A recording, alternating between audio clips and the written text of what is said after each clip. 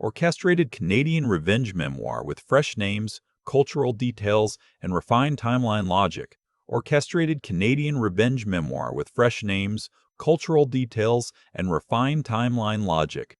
You're not getting through that door. You weren't even supposed to be here. That's what my daughter's fiancé said to me, loud enough that the string trio stopped playing, his face going red under all that expensive grooming. And I just stood there in my good suit, the one my wife picked out years ago, and I told him, "That's fine, son. I'll go." But before I do, I'd like you to say hello to my guest, an old friend of yours, I believe. When he turned and saw who was standing by the coat check, the color drained right out of him, and his knees buckled like somebody had cut the strings. He didn't fall all the way down, but close. Before I tell you how we got there, do me a small favor. Drop a comment and tell me what time it is we are sitting right now and what city. I read every one of them, and if a story about a father who'd had enough is the kind of thing you'd watch again, hit subscribe so the next one finds you. All right, let me back it up about 7 weeks to a Tuesday night in March when the snow was still coming down sideways, and I thought the worst thing in my life was an empty house. I was 63. Retired 4 years by then. I'd spent most of my working life running a construction supply business north of Toronto. Flooring, fixtures, the unglamorous bones of other people's dream homes. And I'd sold it to a national outfit for a number that let me stop. My wife, Eleanor, had been gone 2 years. Cancer, the slow kind that gives you time to say goodbye and then takes its time anyway. The quiet in the house was the thing I never got used to. You can put the news on. You can run the dishwasher just to hear it, but the quiet always wins by bedtime. So when my daughter came through the front door that night without knocking, snow on her shoulders, holding her left hand out in front of her like she was presenting evidence, I'll be honest, part of me was just glad of the noise. "Dad, we're getting married." The ring caught the light from the hall lamp. Big stone. Bigger than anything I'd ever bought, Eleanor, and we did all right. I set down my tea. "Well," I said, "congratulations, sweetheart. When did he ask?" "Last weekend, up at his friend's place in Collinwood." She was already pulling off her coat, dropping it over the back of a chair the way she had since she was 15. "I know what you're going to say." "I haven't said anything." "You're going to say it's fast, that I don't really know him, that I should slow down." She paced to the window and looked out at the storm, then back at me. "I'm 29, Dad. I'm allowed to know my own mind." I'd been in business 40 years. You learn to read a person across a table, and the people who talk the fastest, who answer the question before you've asked it, are usually the ones trying to outrun something. My daughter was talking very fast. "Have you set a date?" I asked. "June the 14th. She perched on the edge of the couch, ready to bolt. "He found a vineyard out in Niagara on the lake. It's gorgeous, Dad. Right on the water, this old stone estate. He knows the people who run it. That's 3 months. We don't want to wait. When you know, you know." She lifted her chin. "That's what you always said about you and Mom." That landed where she meant it to. But it wasn't quite true, and we both knew it. Her mother and I dated 3 years before I worked up the nerve. "I didn't say that." There's no winning that argument with a woman who's already made up her mind. "And what's a thing like that run?" I asked. She looked at the carpet. 60. Maybe a little more, with the guest list. He wants something special. 200 people. $60,000. For a man I'd met exactly 4 times. "You promised Mom," she said, and her voice cracked on it. "You promised her you'd give me a proper wedding. Don't tell me you're taking that back now." She was right. I had promised Eleanor that. At the hospice near the end, with Eleanor's hand light as paper in mine. But Eleanor would have spent a month with this fellow before she trusted him with a parking spot, let alone our daughter. Eleanor could read a man in 5 minutes flat. She'd have seen straight through him. "Of course I'll help," I said, because what else does a father say? "But I'd like us to talk about it properly. Sit down with him. Get to know him." She jumped up and kissed my cheek. All sunshine now. The storm gone out of her in a second. He's been so nervous about meeting you properly. He really looks up to you, you know. A self-made guy. What's his line of work again? I asked. I never quite caught it. Clean energy, carbon capture, the next generation of it. It's very technical. She was already heading for the door, coat over her arm. He'll explain it better than I can. I should go tell him you said yes. And then she was gone, back into the snow, and the house was quiet again, and I stood in the front hall holding a cold cup of tea, looking at the door, thinking about how a young man with the next generation of anything ought to be able to afford his own wedding. I didn't sleep much that night. I went into the den, where Eleanor's photo albums still sat on the shelf, exactly where she'd left them. Organized by year, her handwriting on every spine. I pulled one down, and there was my daughter at 6 with no front teeth, at 11 holding up a perch she'd caught off the dock at the cottage, at her high school graduation crying so hard her mascara ran. Somewhere along the way, she'd turned into a person who flinched before I'd even spoken. Maybe that was on me. Maybe a father who'd buried himself in work and then in grief had earned a daughter who expected the worst of him. I decided I'd give the young man a fair shot. Dinner. An honest conversation. If he was half of what she said, I'd shake his hand and pay for the flowers and dance at the wedding. That was the plan. We met that Friday at a steakhouse on King West, the kind of place where they bring you the cut on a little tray before they cook it. His choice. He'd booked a private room at the back, and when I got there, 5 minutes early, the way Eleanor taught me, he was already holding court at the head of the table, a glass of red in his hand, with his sister, a couple of business associates, and an older couple I didn't know. He stood up when I came in, but the smile didn't reach his eyes. "Here he is," he announced to the room, "the man with the checkbook." A few people laughed because they thought they were supposed to. My daughter shot him a look. He didn't notice or didn't care. I put out my hand anyway. "Good to see you again, son. Thanks for putting this together." He shook it a half-second too hard. "Of course. Least I can do, given how generous you're being." He gestured at the empty chair down the table from him, the way a host seats a poor relation. I sat, the wine came around, and for the next hour I watched a young man perform. He talked about his company in a way that never quite touched the ground. Disruptive this, scalable that. Names of investors I'd never heard of dropped like they should mean something to me. When I asked a plain question, "How do you actually make money? What does your revenue look like?" he waved it off. "It's not really a numbers thing the way you'd understand it," he said. "Your generation thinks in spreadsheets. We think in ecosystems." His sister was studying her napkin. One of the business associates had taken a sudden deep interest in the bottom of his glass. "I built a business on spreadsheets," I said, keeping my voice even. "Numbers kept the lights on. Forgive an old man for being fond of them." "Sure, sure." He smiled like he was being patient with a child. "But there's a difference between selling tile and changing the world." My daughter put her hand on his arm. "Honey." He kept going. The wine kept coming. And the more he drank, the meaner he got. Until somewhere around the main course he set his fork down, looked at me, and said the thing he'd been building to all night.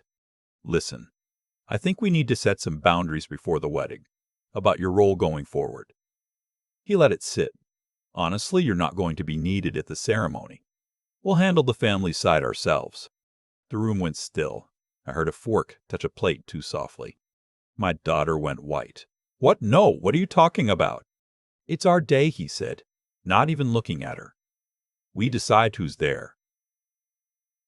Then to me, with a little smile, "No offense, old man. I just don't see you fitting the vibe. I want to tell you I said something sharp. I didn't. 40 years of negotiating teaches you when a deal is over and there's nothing left to do but stand up. So I folded my napkin and set it beside my plate, the way Eleanor used to." "Thank you for clarifying," I said. My daughter started to get up. "Dad, no, he's had too much to drink. He doesn't." "Let him go," the young man said, and he put his hand around her wrist. Not hard, exactly, but enough. Enough that she sat back down. That was the thing I couldn't unsee. Not the insults. The hand on her wrist and the way she let it stop her. I looked at my daughter. "I love you," I said. "That doesn't change. Call me when you want to talk." and I walked out past the maitre d', past the coat check, out onto King Street where the slush was freezing into ridges, and the streetcar was going by all lit up and ordinary.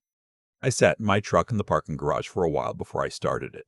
My hands weren't shaking. My breathing was fine. But something had clicked over inside me, the way a thermostat clicks, and the house was about to get a lot warmer for a certain young man. I didn't drive home. I drove down to the waterfront, to a spot near the music garden where Eleanor and I used to walk when we had something to chew on, and I parked facing the lake. Black water out there, the lights of the island ferries crawling across it, and I thought it through, the way I used to think through a deal that had gone bad. That young man's anger wasn't drunkenness. Drunks get sloppy and warm. He'd gotten precise and cold. That was a man establishing control in front of an audience, showing my daughter who held the leash. The vague company. The lavish life, with no visible money under it. The hand on her wrist. None of it was a young man in love. It was something I had seen across a few tables in my time. The man who's running a game and needs everyone too dazzled or too polite to ask the obvious question. So I'd ask it. I drove home, and I didn't go to bed. I went into the den, and I started making a list of everyone I knew who might know something. 40 years in business in this province, you accumulate people, lawyers, bankers. A couple of fellows had done due diligence work for me on big purchases, a retired investigator who used to chase down liens for me before I'd buy a property. I started calling the next morning, and I didn't stop for 3 days. Here's the thing the man got wrong. He thought I was a tile salesman. He didn't understand that a tile salesman who does $60 million a year knows exactly how to follow money. His company had a website and a couple of slick videos and almost nothing else. No real filings. No patents that held up when a friend in that world looked. The investors he dropped at dinner, one of them had never heard of him. Another had heard of him and asked me, careful, where I'd come across the name. That careful tone is its own kind of answer. It was the third day, late, when one of my contacts said, "You should talk to Malcolm Reeve. Runs a small venture fund out of an office on Bay Street. I think your fellow burned him. Burned him bad." I called Malcolm Reeve the next morning. I told him who I was and who my daughter was about to marry. There was a long silence on the line. "I've been looking for that man for 2 years," he said. We met for coffee. Malcolm Reeve was about my age. Silver-haired, careful with his words the way men are when they've been lied to professionally. He laid it out for me plain. 2 years before, my daughter's fiancé had walked into his fund with a clean energy pitch, forged technical reports, fabricated partnerships, the works. Reeve's fund had put in $1.4 million. The money went into the company, and then it went somewhere else, into a lifestyle, into a vanishing act. By the time the fund's accountants understood what they were holding, the man was gone. Different name on some documents. New city. New life. New girl it turned out with a father who had a checkbook. Reeve had already gone to the Ontario Securities Commission. There were investigators on it. There were others, he said. He wasn't the only one. But the man had been a ghost. No fixed address they could pin, no easy way to serve him. "I can give you that," I said. "I can tell you exactly where he'll be on June the 14th. At my daughter's wedding. 200 witnesses.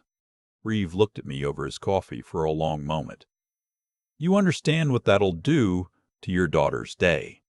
"I understand what marrying that man will do to the rest of her life," I said. "I'll take the day." But I didn't wait for June for the money. That's the part I want to be clear about. Because if you'd been at that dinner, you'd have wanted me to do it that night, and you'd have been right. The very next morning, I called Joanne, who'd handled my accounts at the bank for 11 years. "I need to stop the payment," I told her, "and freeze a couple of pre-authorized transfers. I'd put a deposit on the venue. I'd given my daughter funds for vendors. I called every one of them myself, one after another, the way I used to work a list. The vineyard estate, the caterer, the florist, the band, the photographer. I was polite to everyone. I told them the truth, that the engagement was built on a fraud I'd uncovered, that any further payment would come from the groom himself, and they could pursue him for it. I put it in writing. I kept copies. By the end of that morning, I'd unwound nearly $40,000 of commitments and pointed every invoice at a man who couldn't pay a parking ticket with his own money. My daughter called me that night.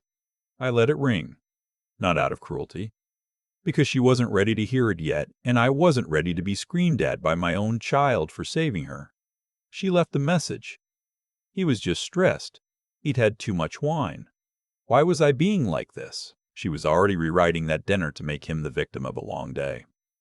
I'd seen people do that with bad deals, talk themselves into the very thing that was about to ruin them. But this wasn't a deal. This was my girl. So here's what I did, and I'm not proud of all of it. I waited. I let the weeks go by. I didn't tell my daughter what I'd found, because I knew, the way you know your own child, that if I told her, she'd go straight to him, and he'd have a story, and she'd believe the story, and he'd vanish again, the way he had on Malcolm Reeve. And this time, he'd take my daughter with him. A man like that smells the trap before it closes. The only way to spring it was to let him walk all the way into it, confident, untouched, in front of every person he was trying to impress. So I let him plan a wedding he thought I was paying for. I let him think he'd won at that dinner. I let him strut around for 2 months, while Malcolm Reeve quietly got his papers in order, and the OSC people got theirs. Some nights I'd pick up the phone to call my daughter and tell her everything, and I'd set it back down. Hardest thing I've ever done. Harder than any deal. Harder than sitting in that hospice. You let your kid walk toward a cliff because you know the only way she'll believe there's a cliff is to bring her right up to the edge and let her look over. June the 14th came up warm and clear.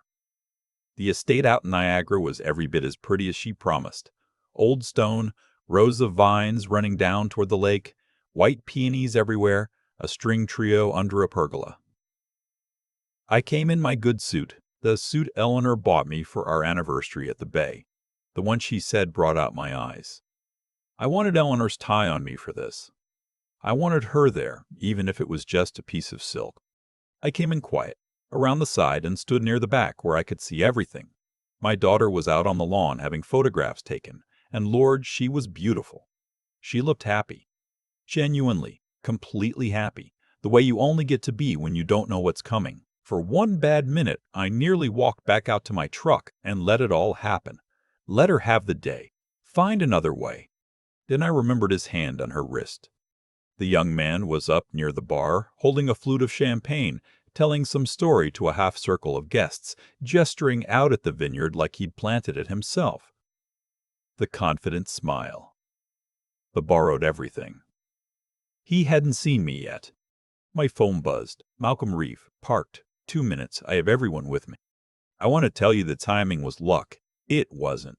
I thought it through like a closing. I needed it to happen before they signed anything, before the officiant and the register, before there was a marriage on paper to untangle. In Ontario, you sign the license. Until that moment, it isn't done. So the plan was to let it land in the gap, after the guests were seated, before the vows were finished. Public enough to be undeniable. Early enough that my daughter would walk away free and not have to spend a year and a lawyer's fee undoing it. They were just bringing people in toward the chairs when the young man's eyes swept the crowd and found me. The champagne stopped halfway to his mouth. The smile flickered and died. And then the rage came up so fast you could watch it, his whole face changing, and he handed his glass to whoever was nearest and came cutting through the guests toward me like something with a fin. "What are you doing here?" His voice carried right out across the lawn, over the trio, off the stone. "You weren't even supposed to be here." People turned. The music faltered. Phones came up the way they do now, before anyone even knows what they're filming. My daughter came hurrying across the grass in her gown, her face white. "Stop it. What is wrong with you?" "No." He held up a shaking hand.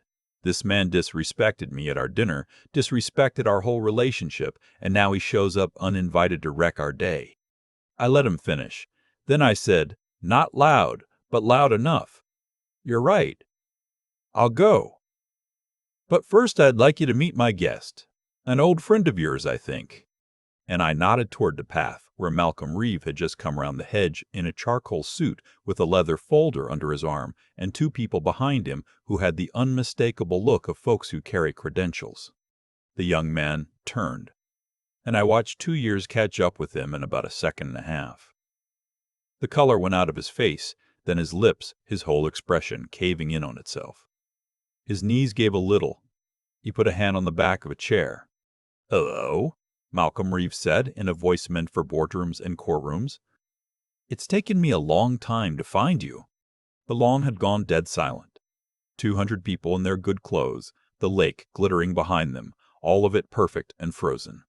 Reeve opened the folder. "You are hereby served," he said, "in connection with the fraudulent solicitation of $1.4 million from this fund, and you are advised that the Ontario Securities Commission has questions for you regarding a number of other complainants." He held the papers out. The man took them because his hands didn't know what else to do.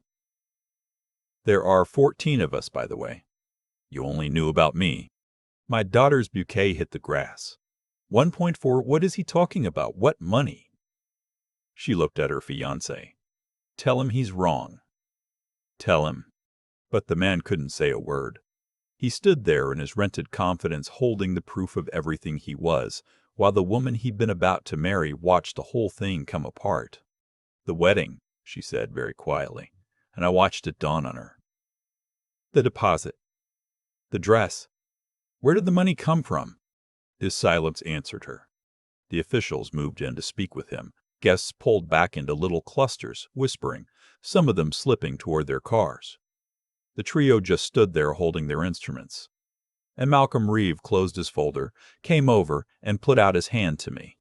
"I couldn't have done it without you," he said. 2 years. Thank you." "He earned it," I said. That was all. My daughter was standing alone in the middle of all those scattered peonies in her gown looking at me. Not at him. At me, and the look on her face was the worst thing I'd seen since the hospice. Not anger anymore, but the awful arithmetic of a person redoing every memory of the last year with new numbers. I crossed the grass to her. "I'm sorry it had to happen this way," I said. "You knew." Her voice was barely there. "You knew and you let me." "I suspected. So I went and found out, and then I made sure you'd never have to find out the hard way, on your own, with his name already on yours."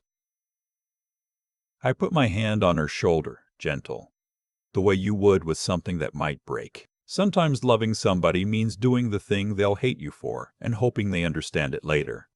He found his voice then, from across the lawn, thin and pleading. "Marin, I can explain. This is all a misunderstanding." "With what?" Reeve said, not even turning around. "You have no company, no income, nothing but what you took from people. And that was the end of it. 10 minutes and a man's whole life folded up like a card table." I drove home that evening with the windows down the highway with the farmland going gold on either side. And I'll tell you, it didn't feel like a victory. It felt like surgery. Necessary and clean and not something you celebrate.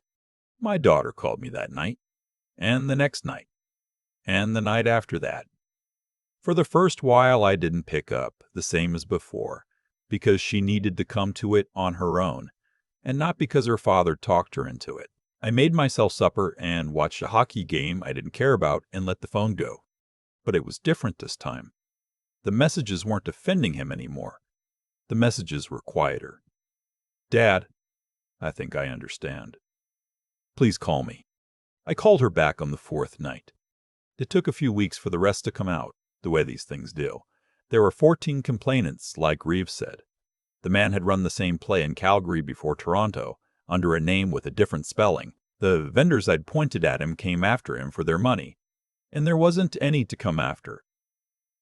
The OSC matter ground forward the way these things do, slow and certain. Months on, he pleaded out. Restitution he'd never be able to pay. A sentence that took the smirk off him for a good long while. I drove down to the courthouse for the sentencing. My daughter didn't come. She said she couldn't look at him again, and I told her she never had to. Afterward, on the steps, Malcolm Reeve shook my hand one more time and said the fund would recover most of it in time, now that there was a name and a face and a file. "You did a good thing," he said. "I protected my kid." I said, "It's the only job that never retires." My daughter came for dinner the next Sunday. She brought a bottle of wine, and she was wearing the kind of plain, sensible clothes of a person who'd decided to be serious about her own life. She looked tired, and she looked older, and somehow she looked stronger, the way you do after you've survived something, instead of being protected from it. "I almost can't believe how close I came," she said, sitting at Eleanor's kitchen table where she'd done her homework her whole childhood. "He was going to take everything. And I'd have helped him do it. I'd have been number 15. "You'd have been the worst hit of all of them," I said, "because the others only lost money." We talked late. About trust, and about how I'd buried myself in the business when she was young and then in grief when her mother died, and how maybe that's why she flinched at me, why she heard a no before I said anything. I owned that. It was fair, and she owned the rest, the part where she'd been so determined to be grown that she'd stopped letting anyone tell her a hard truth. "I'm going to pay you back," she said, clearing the plates. "Everything. The deposit. All of it. It might take me years." "Keep your money," I told her. "Call it tuition. Cheapest education either of us ever got, considering." And she came around the table and hugged me. Really hugged me, the way she used to before any of it, before the ring and the fast talk and the snow on her shoulders.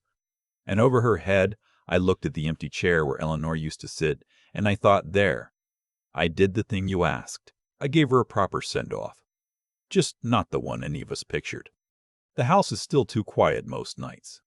That part never did get better, but there's a Sunday dinner on the calendar now, every week, and my daughter sits in her mother's chair and tells me about her work and her plans, and she lets me ask the hard questions again, and she doesn't flinch. That's worth more than $60,000 and a vineyard. It's worth just about everything I have left. The quiet in my house never did fix itself. But I've come to think the quiet was trying to teach me something. All those nights I mistook it for loneliness. It was teaching me to pay attention. And attention, it turns out, is the whole game. When I look back at how close my daughter came to losing everything, I don't see bad luck. I see a chain of small things, each one leading to the next. Desmond Vane didn't walk into our lives by accident. He looked for a fast yes, and he found one, because a young woman, aching to be treated like a grown-up, will hear a hard question as an insult, and I'll own my link in that chain too. I'd spent years buried in work and then in grief, and I taught Marin, without ever meaning to, that her father's first answer was always no. Cause and effect. You don't get to skip the part where your own choices come back around. What saved her wasn't anger. Anger would have had me flipping that dinner table over, and Desmond would have vanished by morning the way he'd vanished on Malcolm Reeve. What saved her was sitting in my truck until my hands were steady, then thinking it through like the deal it was. Knowing a thing and proving a thing are two different jobs, and only one of them helps you. So I made the calls. I followed the money. I found the one man in this whole city who'd been hunting the same ghost for 2 years. That's the part I'd want any young person watching to take with them. Feeling something deeply is not the same as understanding it, and the world rewards the ones who do the patient, unglamorous work of finding out what's actually true. But knowing and proving still aren't enough on their own. There was a third thing, and it was the hardest. It was holding my tongue for 2 whole months while my girl planned a wedding to a criminal. Every night I picked up that phone to warn her, and every night I set it back down because I knew the truth wouldn't land until she could see it with her own eyes. That kind of waiting nearly broke me. It took more out of me than building a company ever did. But love that won't endure a little pain isn't worth much when the real test comes. So if you take one thing from an old man tonight, let it be this. Be the kind of person whose word means something and who won't grip another person's wrist to keep them in their place. Be curious enough to ask the question everyone's too polite to ask. And when doing the right thing costs you, when it asks you to wait and ache and be hated for a while, find it in you to hold the line anyway. Marin sits in her mother's chair every Sunday now, and she doesn't flinch when I ask the hard questions. That's the whole reward. It was always the whole reward.